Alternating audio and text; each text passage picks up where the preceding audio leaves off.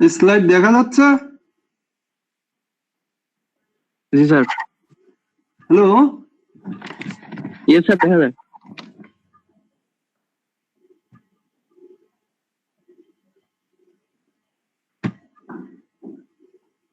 Slide বড় হচ্ছে না।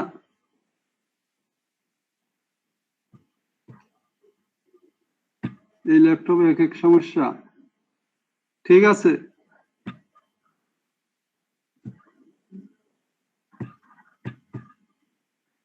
আমরা অল্পক্ষণ ক্লাস নেব, আমার মিটিং আছে 12টায়, এই জন্য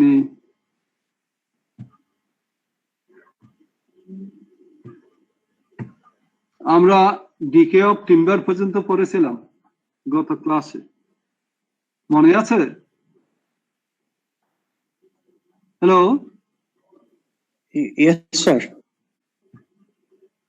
ডিকে অফ টিম্বার পড়েছিলাম না? পড়েছিলাম বলতে জি আমি স্যার, অল্প এই এগুলো পর্যন্ত আসছিল। হ্যাঁ, আজকে পড়ব প্রিজার্ভেশন অফ টিম্বার। ডিকে হইতে পারে কিভাবে কিভাবে সেটা আমরা পড়েছি। এখন ডিকে থেকে বাঁচানোর জন্য প্রিজার্ভ কিভাবে করতে পারে, এটা সাধারণত 3 ধরনের প্রিজারভেটিভ আছে। এইগুলোর আবার সাব ডিভিশন আছে, যেমন টার অয়েল প্রিজারভেটিভ। তোমাদের প্রিজারভেশন অফ টিম্বার হচ্ছে 15.18 আর্টিকেলে দিয়ে আছে। এখানে ডিটেলস কোত্থেকে উৎপন্ন হয়, কোথায় ইউজ হয়, কোনটা ভালো খারাপ এখানে বর্ণনা দেওয়া আছে বইতে। তোমাদের বই নিতে বলেছিলাম সাথে। যাই হোক, আমরা 3 ধরনের প্রিজারভেটিভের নাম বলছি: টার oil preservative, water soluble preservative, organic compound preservative. এগুলো সাধারণত উৎপত্তি অনুসারে এদের নাম দেওয়া হয়েছে।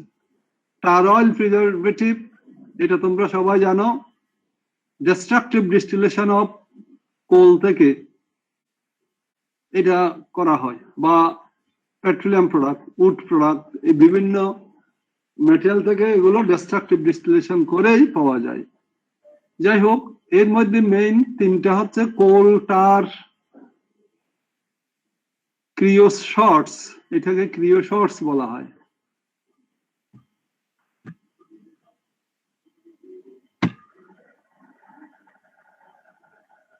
আরেকটা হচ্ছে ওয়াটার গ্যাস, টার, ক্রিওশর্টস। আরেকটা হচ্ছে উড টার। এই 3টার যে কোনোটা ইউজ করা যায়, তবে সবচেয়ে বেশি কোল টার, এটা বেশি ইফেক্টিভ। তোমাদের বইতে প্রতিটা দিয়েই কোত্থেকে তৈরি হয়, কেন এফেক্টিভ, কোথায় কোথায় অ্যাডভান্টেজ ডিসঅ্যাডভান্টেজ এগুলো দেওয়া আছে।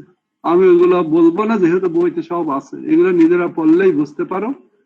আমি শুধু হিন্টস দিয়ে যাচ্ছি। এই জন্য এখানে লিখেছি কোলটারটা very very important and very efficient one, এটা এফেক্টিভ বেশি। আর ওয়াটার সলিউবল যেগুলো, এইগুলো যে কেমিক্যাল গুলো, এগুলো chemical, zinc chloride, copper sulphate, এগুলো ইউজ করা যায়, তবে এটার মতো তেমন ইফেক্টিভ না। তারপরও জিঙ্ক ক্লোরাইড ওয়াইডলি ইউজ হয়, মানে বাংলাদেশের প্রায় সমান সমান ইউজ হয় বলা চলে।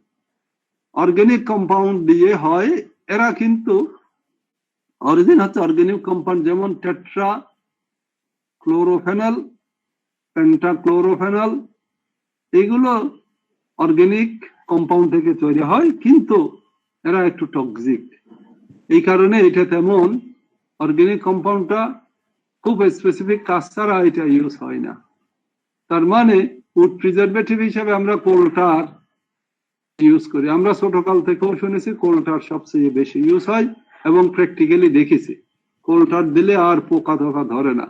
এটা ইউজ করার আগেই, কোনো জায়গায় কাজ করার আগেই কোলটারটা দিয়ে দেওয়া ভালো। কিন্তু প্রিজারভেটিভ দিতে হয় তখনই যখন মার্কেট সাইজ করা হলো, একটা কাজের পরিমাণের মতো করা হলো, তারপরে প্রিজারভেটিভ দেয়। এই কোলটার ওই যে বাঁশেও দেয়া যায়, গাছেও দেয়া যায়, ইভেন কোলটার অনেকে টিনের উপরেও দেয়, যাতে করে এগুলো সহজে নষ্ট না হয়, ডিকে না হয়, ডিটোরিয়েশন না হয়। তাহলে গুড প্রিজারভেটিভের কি কি ক্যারেক্টারিস্টিক্স হওয়া দরকার? 5টা পয়েন্ট আছে, তোমরা বই দেখলে দেখতে পাবে 5টা পয়েন্ট দেয়া আছে। প্রথমটা হচ্ছে it should be safe in handling and safe to use. আমি আর লিখি নাই, শুধু একটাই লিখেছি, এইরকম 5টা আছে। It should be non injurious two wood tissues and should not act chemically with the wood fiber. এগুলো যাতে wood fiber এর সাথে কেমিক্যালি কোনো রিঅ্যাকশন না করে। It should not get washed away. এটা বৃষ্টি পড়লে, পানি পড়লে যাতে ধুয়ে না যায়। And should preserve wood permanently. এগুলো পার্মানেন্টলি লেগে থাকবে এবং প্রিজার্ভ করবে permanently. Its quality should be such that decorative colors and paint could be applied on timber very easily. এগুলো দেওয়ার পরও ওই ডেকোরেটিভ কালার গুলা, পেইন্ট গুলো যাতে দেয়া যায়, এইভাবে করে 5টা ক্যারেক্টারিস্টিক্স আছে। এগুলো important. What are the various types of wood preservative? What are the characteristics of good preservative? And how you can apply on timber? কিভাবে টিম্বারে অ্যাপ্লাই করা যায়? এই অ্যাপ্লাই করতে গেলে 4টা প্রসেস আছে। Explain any one of them. Explain any one of them. Dipping process, superficial process, pressure process আবার 2 ধরনের, full cell process, empty cell process. এর মধ্যে ডিপিং প্রসেসটা সহজ, কিন্তু একটু পরিমাণে বেশি প্রয়োজন হয়। ডিপিং মানে কি, ওই একেবারে রঙের মধ্যে ডুবাই দেওয়া, বা যেটা আমরা প্রিজারভেটিভ হিসেবে ইউজ করব বড় বড় ট্যাঙ্কে, যাতে ডুবাই দেওয়া হয়। কিন্তু সবচেয়ে বড় কথা হচ্ছে এগুলো করার আগে এখানে একটা লেখা আছে, remarks, timber member should be cut to final dimension. যেভাবে করে ইউজ করবে সেভাবে করে কেটেই তারপরে, before treatment with a preservative. If cutting is necessary after treatment, the cut surface should be brushed and sprayed or dipped with the original preservative. এগুলো আবার preservative লাগাতে হবে যদি কাটা হয়, যে কাটা অংশে এগুলো আবার লাগাতে হবে। তাহলে এই প্রিজারভেশনটা ইম্পর্টেন্ট, মাঝে মাঝে এটা কোশ্চেন হিসেবে আসে, তোমরা খেয়াল করবে এই প্রিজারভেটিভটা নিয়ে, ছোট্ট অথচ ইম্পর্টেন্ট। এরপরে এই উড আমরা তো পেলাম, উড থেকে অন্যান্য নামে ভ্যারাইটিস প্রোডাকশন কিভাবে হয়, যেগুলো সস্তা হয় এবং বিভিন্ন অর্নামেন্টাল বা ডেকোরেটিভ পারপাসে ইউজ করতে পারে। যেমন এটা হচ্ছে কমন একটা, fire resistance of timber. Fire resistance করার জন্য কিছু কেমিক্যাল ইউজ করা হয়, তবে ফায়ার রেজিস্ট্যান্স তো পুরোপুরি করা যাবে না। ওই কেমিক্যাল গুলো দিলে টিম্বারের আগুন ধরাটা স্লো হবে, জ্বলে যাওয়াটা স্লো হবে, এই কারণে এটাকে ফায়ার রেজিস্ট্যান্স বলা হচ্ছে। ফুললি ফায়ার রেজিস্ট্যান্ট কখনোই করা সম্ভব না। তারপর প্রথমেই আমরা ভিনিগার তৈরি করতে পারি। ভিনিগার না, অনেকে তো ভিনিগারের সাথে পরিচিত, কিন্তু ভিনিগার হচ্ছে উডের একটা ভ্যারাইটি। এটা পাতলা করে উডকে কাটা হয় 116 ইঞ্চ থেকে 1/4 ইঞ্চ পর্যন্ত। এক একটা প্লেটকে ভিনিগার বলা হয়। এই ভিনিগার থেকে প্লাইউড তৈরি করা হয়। এটা ভিনিগারের কয়েকটা শীট দিয়ে ফ্রেশ করে তৈরি হয়। এগুলো বন্ড ভিতর মাঝখানে বন্ডিং ম্যাটেরিয়াল দিতে হয়, সাম বাইন্ডিং ম্যাটেরিয়াল, গ্লু অথবা কিছু সিনথেটিক অ্যাডহেসিভ। তো সাধারণত আজকাল সিনথেটিক অ্যাডহেসিভ গুলো দেওয়া হয়, এগুলো বেশি এফেক্টিভ। তাহলে প্লাইউড হচ্ছে ভিনিয়ারের কম্পোজিশন 2, 3, 4টা হইতে পারে। আবার লেমিনেটেড বোর্ড হচ্ছে প্লাইউডের কম্বিনেশন। এই যে প্লাইউড বলছি, একইভাবে তৈরি করা হয় বাইন্ডিং মেটেরিয়াল দিয়ে, তবে দে are either 3 applies or more, 3টে অথবা তার চেয়ে বেশি দিয়ে করা হয়। বাটন বোর্ড এগুলো একই।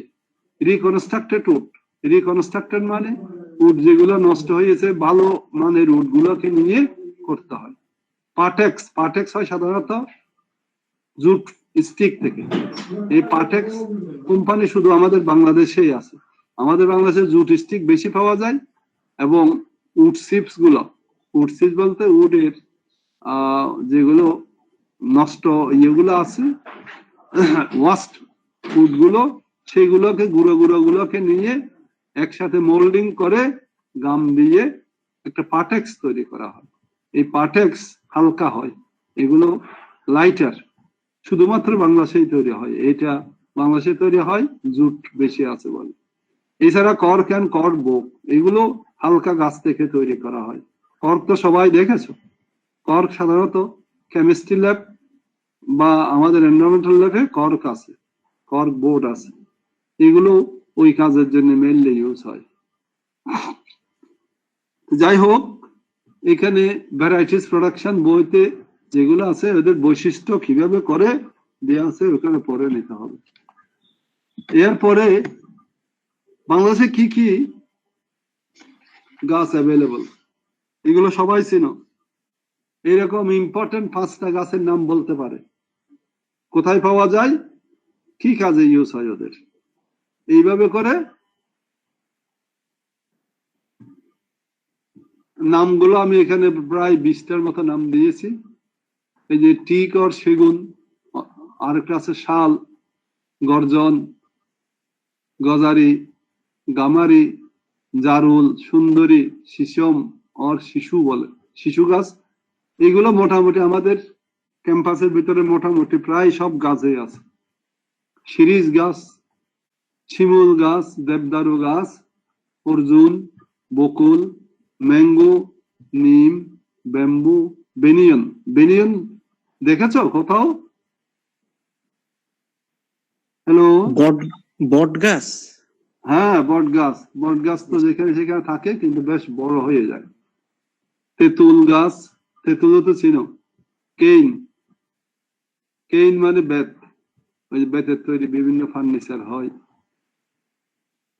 যাই হোক, এইগুলো ছাড়াও আমাদের দেশে যা পাওয়া যায় ওগুলোর চাইতে ভালো মানের কাঠ আছে, আছে বলে এগুলো ইম্পোর্ট করা হয়। ইম্পোর্টেড টিম্বার্স ইন বাংলাদেশ, তাদের এদের ক্যারেক্টারিস্টিক্স আর ইস্যুস বলছিলাম, এখানেও ইউজেস, এই ক্যারেক্টারিস্টিক ইউজেস গুলো দেখতে হবে কোথায় কোথায় ইউজ হবে। Burma teak, ironwood, mahogany, pine, oak, এগুলো বিদেশ থেকে কিনে আনা হয়। যেমন আয়রন উড, এরা খুব শক্ত, খুব শক্ত বলে এর নাম দিয়েছে আয়রন। এগুলা টুল দিয়ে কাজ করতে অনেক সময় টুলই ভেঙে যায়, বিভিন্ন শক্ত দেখতে, এগুলো লাল কালারের হয়ে থাকে, একটু রেডিশ কালার হয়ে থাকে। বার্মাটিক আর আমাদের টিক বা সেগুন, যেটা এই দুইটা কাছাকাছি, কিন্তু বার্মাটিক গুলো একটু শক্ত বেশি, ওদের মাটির গুণের জন্য হয়তো। তাহলে এই কারণেই বার্মাটিক আনা হয়, আয়রন উড, মেহগনি, পাইন এগুলো আনা হয়। এদের কিছু স্ট্রাকচারাল প্রপার্টি আছে, অর্থাৎ টেনসাইল স্ট্রেন্থ কত, কম্প্রেসিভ স্ট্রেন্থ কত, শিয়ারিং স্ট্রেন্থ কত, কত ইয়েতে এটা ফ্লেক্সার করে, আলটিমেট লোড, এগুলো সব আছে। তাহলে এইগুলো তোমরা বই থেকে পড়ে নেবে। যদিও স্ট্রাকচারাল প্রপার্টিস এটা প্রফেশনালি ইম্পর্টেন্ট, পরীক্ষার জন্য তেমন ইম্পর্টেন্ট না। এগুলো দেখে ইন্টারেস্টেড ইয়ারা বলতে পারে কোথায় কোনটা ইউজ করা যাবে। এই জন্য সিভিল ইঞ্জিনিয়ারদের সবসময় এইগুলো নিয়ে ওই স্ট্রাকচারাল প্রপার্টি জানা উচিত সবসময়। যাই হোক, আমি আজকে আর পড়বো না, এখানে টিম্বার শেষ। আমরা আগামী দিন পেইন্ট অথবা এর পরের চ্যাপ্টার 16 নম্বর চ্যাপ্টার প্রোটেক্টিভ কোটিং ম্যাটেরিয়াল, এটা ইম্পর্টেন্ট। এখান থেকে একটা দুটো প্রশ্ন হয়, টিম্বার থেকেও হয় একটা দেড়টা।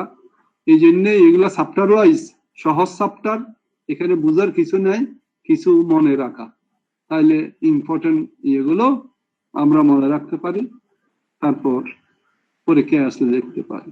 এই নেক্সট, আমরা নেক্সট ক্লাসে 16 এতে পড়বো। আজকে বেশি পড়াচ্ছি না, 12টায় একটা মিটিং আছে।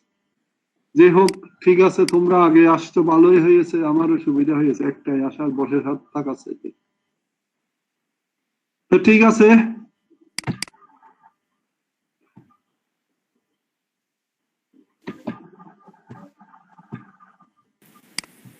Yes, sir. ওয়ালাইকুম আসসালাম।